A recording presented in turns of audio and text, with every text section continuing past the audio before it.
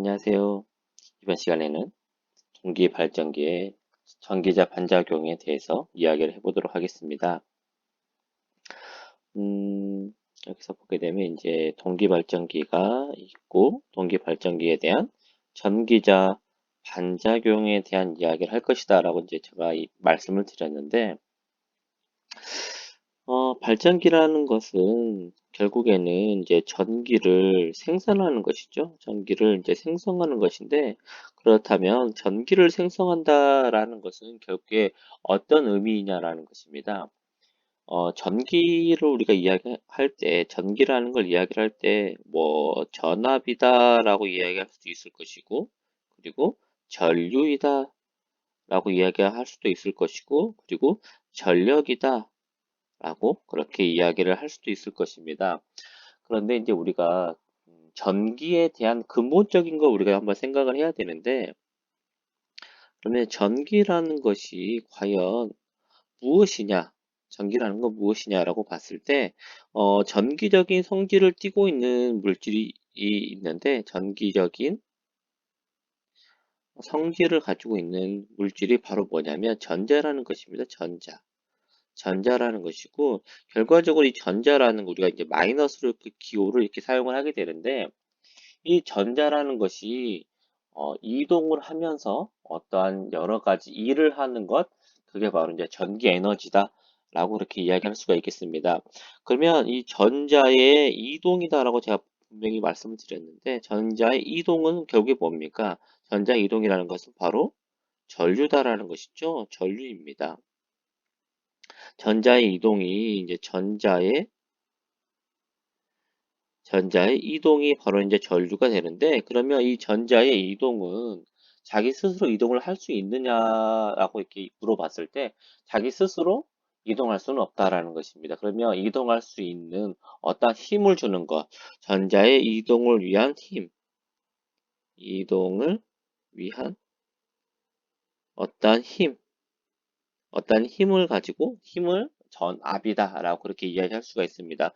그리고 어떠한 힘으로 전자를 이동시키기 위한 어떠한 힘을 가지고 전자가 어느 만큼 이동했다라고 했었을 때 그 두 가지를 더한 이 곱한 값이 바로 이 전기 에너지의 결과적인 힘이다라고 하는 그 전력 이 세 가지의 개념으로 이제 전기를 이야기할 수가 있게 되는데 결과적으로 이제 제일 중요한 건 여기서 봤을 때 이 전류라는 애가 매우 중요한 값이다라는 것입니다.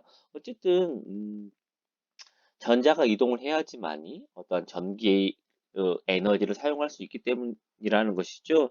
그렇기 때문에 이제 전자라는 것이 이동해서 전류가 흘러야지만 어떠한 이제 전기가 생성되었다라고 이야기를 할 수가 있습니다. 그래서 어쨌든 이 동기발전기라는 것이 이제 전기를 생성했다라는 것은 어떠한 전자의 이동, 즉 전류를 흘려주는 장치이다라는 것을 여러분들이 생각을 할 수가 있게 되고요. 생각을 하셔야 되고, 그리고 이제 제가 이제 그 동기 발전기에 대한 발전기의 그림을 그려보면 AC 발전기이기 때문에 회전 계자형이다. 회전 계자형으로 사용을 하게 되고 N극, S극, N극, S극으로 이렇게 구성이 되어 있죠. 그리고 이제 외부에는 권선이 고정자 권선이 다음과 같이 이렇게 이제 인출되는 선, 인입되는 선, 그리고 A상이다라고 한다면 그 다음에 B상에 인입되는 선, 그리고 C상에 인입되는 선, 인출되는 선이 다음과 같이 설치가 되어 있다라고 그렇게 이야기할 수가 있게 됩니다. 결과적으로 외부 회로와 A상 회로와 연결되어 있고 그 다음에 B상 원선 연결되어 있고 C상 원선 이렇게 외부 회로와 연결이 되어 있고 외부 회로에 이제 어떤 장치들 예를 들어서 우리가 이제 전기를 쓰는 뭐 어떤 부하 장치들이 전기를 쓰는 부하 장치들에 뭘 공급해준다? 전류를 공급해주는 그런 장치가 바로 이제 발전기다라는 것입니다. 그러면 결과적으로 이게 이제 전류가 흐르게 되는데 동기 발전기에서 이 내부에 이 자속을 만들어 주는 애를 계자라고 우리가 그렇게 계자라고 이야기를 할 수가 있고, 그리고 전류를 흘려주는 이 부분을 이제 전기자라고 볼 수가 있겠죠. 전기자라고 이렇게 우리가 이제 명칭을 붙일 수가 있을 것입니다. 그러면 이제 결과적으로 외부에 공급되는 우리가 전류를 부하에 공급되는 전류다라고 해서 부하 전류이다 라고 이렇게 이제 부르게 되는데, 결국에 이 부하 전류는 어떤 전류가 됩니까? 결국에 부하 전류는 전기자에서 공급받는 전류가 되기 때문에 전기자 전류이다 라고 그렇게 이야기를 할 수가 있게 되는 것이죠. 그러다 보니까 이제 전기자의 전류가 부하 장치가 연결이 되면, 부하가 연결이 되면 전기자에서 생성되는 전류가 외부 회로로 흘러가게 되는데, 이때 전기자 전류가 생성이 되면서, 전류가 생성이 되면 추가적으로 뭐가 만들어집니까? 전류와 자석은 뗄래야 뗄 수 없는 관계. 전류가 있으면 자석이 만들어지고, 자석이 있는 곳에는 전류가 만들어질 수 있다 라는 그런 뗄래야 뗄 수 없는 관계 때문에 전기자 전류 때문에 전기자 자속이 생성이 되는 것이죠. 전기자 자속인 파이 A가 생성이 되게 됩니다. 그러면 전기자 자속이 만들어지면서 이 전기자 자속이 이 계자에 의해서 만들어지는 자속을 파이 F라고 하도록 할게요. 필드를 써서 파이 F다라고 한다면 전기자 자속이 계자의 자속에 영향을 주는 것, 어떤 영향을 주는 것을 전기자 반작용이다 라고 그렇게 부르게 됩니다. 만약에 이게 좋은 작용이었다. 만약에 전기자 자석이 주계자 자석에 주는 영향이 좋은 영향을 줬다라고 한다면 전기자 자석의 효과라고 이렇게 명칭을 붙였겠죠. 어떤 좋은 영향을 줬다라고 해서 효과라는 그런 명칭을 줄 건데, 여기에서 보게 되면 반작용이다라는 말을 합니다. 그래서 어감 자체가 어떤 좋지 않은 그런 영향이다라고 이렇게 이제 우리가 생각을 해볼 수가 있게 되는 것이죠. 그렇게 해서 이제 전기자 반작용을 주게 되는데, 과연 어떤 영향을 주는지에 대해서 한번 이야기를 해보도록 하겠습니다. 우리가 전에 이제 직류 발전기의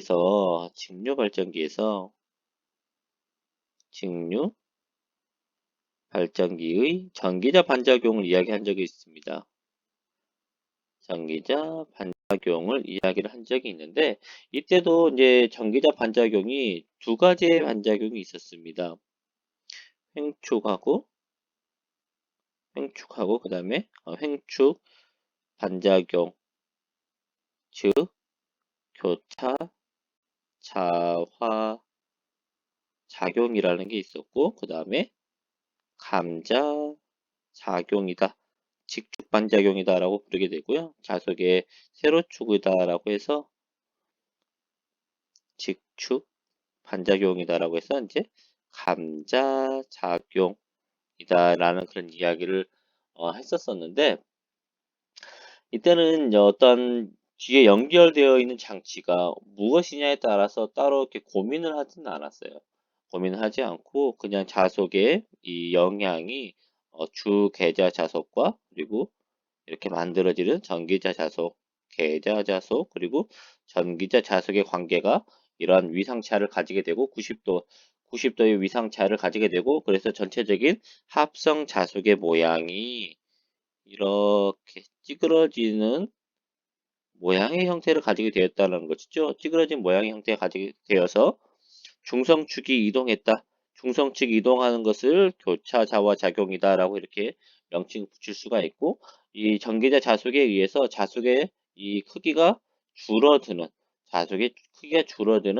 감자 작용을 일으키게 된다라는 두 가지 이제 작용을 한다라고 이야기를 했습니다. 이때는 왜 연결되는 부하 장치를 고려하지 않았냐면 직류이기 때문에 그렇습니다. 직류에서는 부하가 R인지 L인지 C인지를 고민할 필요가 없다라는 것입니다. 그 이유는 어떤 것이냐면 이 DC에서 L은 어떤 상황이라고 보죠? L은 단락되어 있는 상태이다라고 간주를 하고, 그리고 C는 개방되어 있는 상태이다 라고 그렇게 이제 간주를 해서 계산하기 때문에 그렇다라는 것입니다. 그렇기 때문에 어떤 연결되어 있는 부하가 R과 L과 C가 연결되어 있어도 R에 대해서만 고려를 해주면 되기 때문에 DC에서는 부하가 무엇인지를 고려할 필요가 없었습니다. 하지만 지금 하고 있는 동기발전기는 AC라는 것입니다. 동기발전기라는 것은 동기발전기는 즉 AC 교류를 사용하는 그런 발전기이기 때문에 외부의 부하가 R인지 그리고 L인지 C인지를 고려를 해줘야 된다라는 것입니다.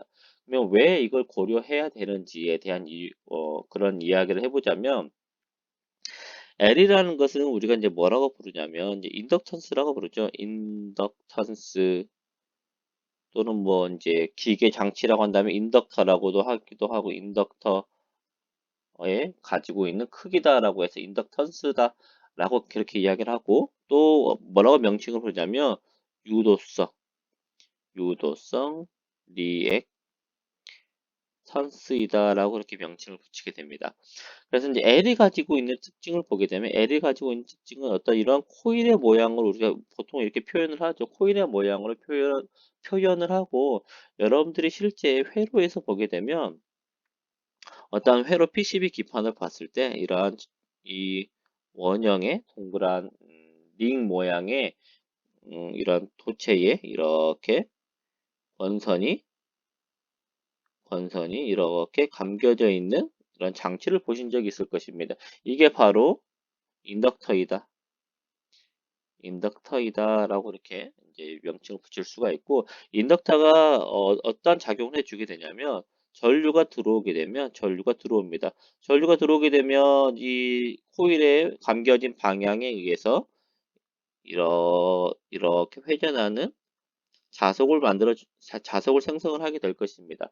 자석을 생성을 해서 DC일 경우에는 한쪽 방향으로만 계속 전류가 흘러가기 때문에 전류의 변화가 시간에 대한 전류의 변화가 0이 되어 버리기 때문에 이, 어, 이 자속을 상쇄시켜 주기는 우리가 이제 어, 기전력이라는 게 E는 마이너스 dt분의 d 파이가 되고 dt분의 d 파이가 되고 그리고 파이는 자기 인덕턴스 곱하기 흐르는 전류이다라는 식을 대입을 해주게 되면 이 만들어지는 이 이제 리액턴스 전압이 마이너스 L dt분의 di로 만들어지게 됩니다. 그렇게 해서 DC인 경우에는 시간에 대한 전류의 변화가 0이 되어버리기 때문에 리액턴스 전압이 0이 되어버리는 것이죠. 근데 결국에 이 리액턴스 전압이라는 게 뭐냐면 리액턴스 전압이라는 것이 가지는 의미는 전류의 변화를 또는 자속의 변화를 마이너스가 붙어 있기 때문에 방해하는 그런 이제 기전력이 된다라는 것입니다. 하지만 이제 DC 같은 경우에는 시간에 대한 전류의 변화가 있기 때문에 자속이나 전류의 변화를 방해하는 어떤 리액턴스 전압이 만들어지지 않아서 이게 그냥 일반적인 코일이 그냥 이렇게 전류가 지나가 버리는 그런 형태로 이렇게 취급할 수 있어서 이제 인덕턴스는 이제 단락되었다라고 이제 없는 상황이다 그냥 없이 연결되어 있는 거와 마찬가지다라고 그렇게 간주를 하게 됩니다. 하지만 이제 AC는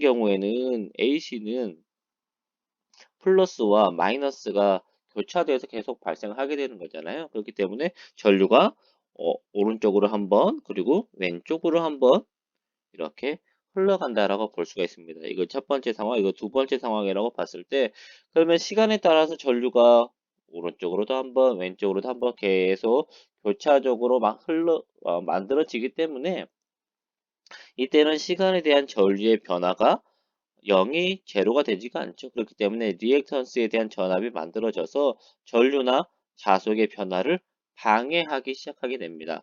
그러면 전류나 자속의 변화를 방해하는 것을 뭐라고 부르게 되냐면 임피던스라고 불러요. 임피던스라고 그렇게 이야기를 합니다. 전류의 변화를 방해하는 것들을 갖다가 여러분들이 이제 임피드라는 것을 이제 검색을 해보시면 사전에서 찾아보면 방해하다라는 그런 뜻을 가지고 있습니다. 그래서 임피드라는 것이 방해한다라는 뜻을 가지고 있어서 전류의 흐름을 방해하는 요소이다라고 해서 임피던스다라고 이제 이렇게 명칭을 붙이게 되는데 그런데 이제 전류를 방해하는 놈은 우리가 이미 전류 하나를 우리가 알고 있어요. 전류는 무조건 방해를 하죠. 뭐 어떤 직류이든 DC이든 교류이든 무조건 이제 방해하는 무조건적인 방해를 하는 그런 특징을 갖고 있기 때문에 임피던스에 우리가 첫 번째 뭐가 있었냐면 저항이라는 놈이 있었다 이거예요. 저항이라는 게 있었고 두 번째 보니까 인덕턴스도 방해를 하더라. 인덕턴스도 전류의 흐름을 방해를 하게 되는데 근데 인덕턴스라는 게 약간 좀 독특하다라는 것입니다. 변화가 없을 때는 DC처럼 DC로 변화가 없을 때는 방해하지 않다가 AC와 같이 어떠한 변화가 발생했었을 때 그때는 흐름을 방해하게 된다는 것입니다. 그러면 어떤 변화에 반응해서 나타나는 값이다 라고 해서 인덕턴스가 가지는 임피던스를 뭐라고 부르냐면 리액턴스라고 부릅니다. 리액턴스는 이렇게 이제 영어로 쓰게 되면 리액턴스라고 이렇게 표현하게 되는데 여기서 보게 되면 리액트라는 게 있어요. 리액트라는 것이 이제 반응한다라는 이야기잖아요. 크기, 반응하는 크기다라고 해서 이제 리액턴스다라고 이렇게 명칭을 붙이게 되는 것이죠. 그래서 이제 교류일 경우에는 L도 전류 흐름을 방해하기 때문에 L도 이제 고려를 해줘야 되고, 그리고 이제 C도 보게 되면 C는 우리가 캐패시턴스라고 부르죠. 캐패시턴스라고 부르고 얘는 이제 그런 장치다라고 한다면 이제 캐패시터라고 이름을 붙이게 되고, 그래 다시 뭐 또 다른 표현으로는 용량성 리액턴스이다 라고 이렇게 이름을 붙이게 됩니다. 캐패시터에 대해서 이제 이야기를 해보자면 캐패시터는 이렇게 이제 우리가 이제 보통 우리가 이야기하는 뭐 축전기라든지 어떤 이런 장치들을 가지고 이제 캐패시터다라고 이렇게 이야기를 할 수가 있게 되는데 캐패시터에 대한 그 기준이 되는 그 원리는 이제 분극 현상이라는 것입니다. 분극 현상이라는 것이고, 그러면 이 분극 현상이라는 건 어떤 거냐면, 어, 유전체라는 게 있습니다. 유전체는 어떤 거냐면, 절연체인데,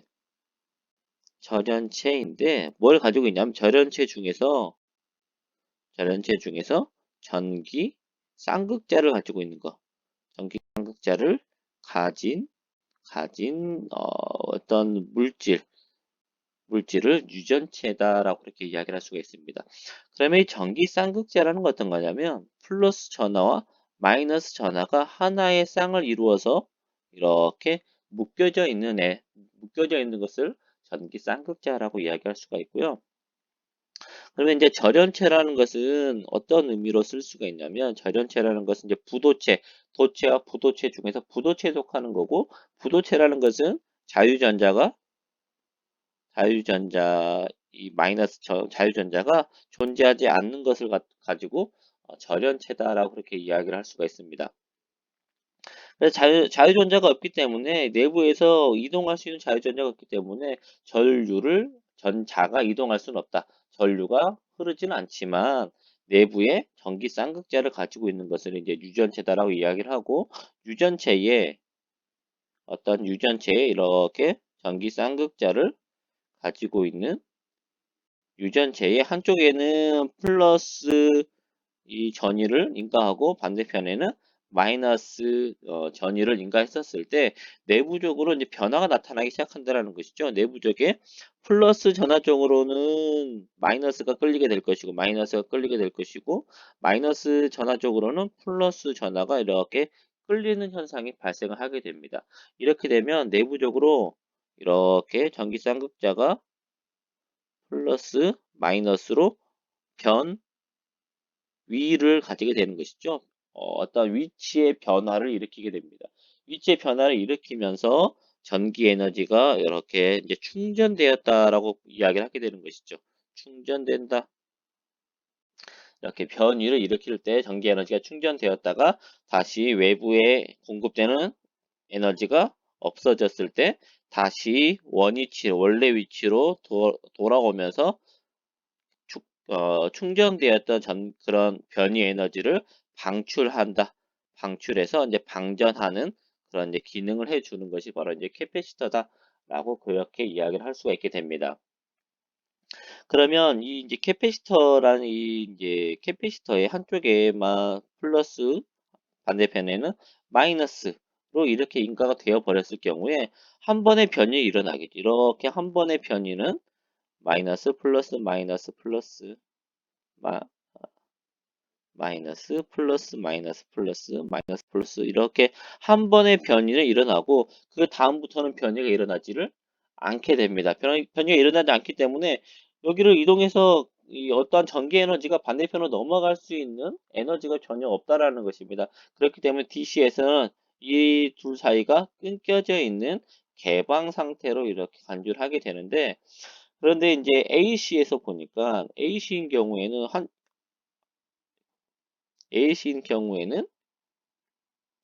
한 번은 플러스가 들어오고 한 번은 플러스가 들어오고 그 다음 상태에는 마이너스가 한 번 또 들어오겠죠. 마이너스가 들어올 것입니다. 플러스였다가 마이너스로 바뀌게 될 것이고 반대편은 마이너스였다가 플러스의 상황으로 이렇게 바뀌게 된다라는 것입니다. 그러면 플러스일 때의 변이가 이렇게 되었던 것이 그 다음 상태로 변이가 바뀌게 되면 내부적으로 어떤 현상이 벌어지냐면 마이너스 플러스였던 것이 다시 또 한 번의 변이를 반대 방향의 변이를 가지게 되는 것이죠. 그래서 내부적으로 이 변이가 계속 방향이 바뀌어지게 됩니다. 방향이 계속 바뀌게 되고 그러면 이 내부의 이 외부 이쪽의 극성이 처음에는 마이너스 극을 가졌던 것이 마이너스가 극을 가졌던 것이 그 다음 상태는 플러스 극을 가지게 되고 그 다음에 다시 마이너스 극을 가지게 되고 플러스 극을 가지게 되고 그러면 외부에서 공급되는 어떤 이 전위에 따라서 내부적인 전위도 계속 변화가 되더라라는 것입니다. 근데 이 현상이 마치 이쪽에 있는 플러스 전압이 이쪽에 반대편으로 넘어가서 이쪽이 이제 마이너스가 되고 이쪽 플러스 전압이 되는 거잖아요. 이 플러스 전압이 이쪽으로 넘어가 있는 것처럼 느껴지게 만들어 준다라는 것입니다. 이쪽에 플러스가 원래는 존재하지 않았던 것인데 이렇게 계속 부호가 바뀌다 보니까 마치 이쪽에 공급되는 전압이 넘어가 있는 것처럼 넘어가 있는 그런 현상처럼 보여진다라고 해서 계속 이 전기 에너지를 이렇게 연결되어 있는 그런 모습처럼 보이게 되어서 이 AC인 경우에는 캐패시터가 어떤 이제 그런 값을 가진다라고 이렇게 이야기를 하게 되는 것이죠. 그렇게 해서 이제 그 AC인 경우에는 R과 L과 C를 고려할 수밖에 없다라는 이야기를 이제 드릴 수가 있겠습니다.